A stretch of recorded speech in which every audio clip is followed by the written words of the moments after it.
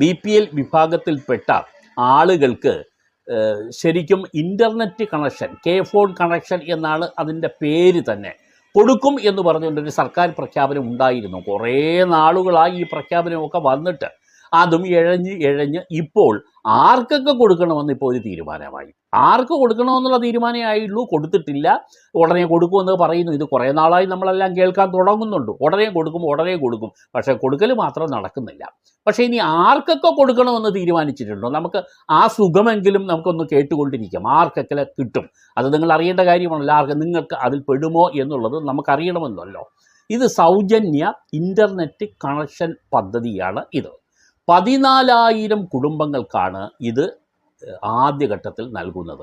മിക്കവാറും അതോടുകൂടി തീരും. 14,000 പേർക്ക് നൽകുക എന്ന് കഴിഞ്ഞാൽ പിന്നീട് ഉണ്ടാവുകയൊന്നുമില്ല.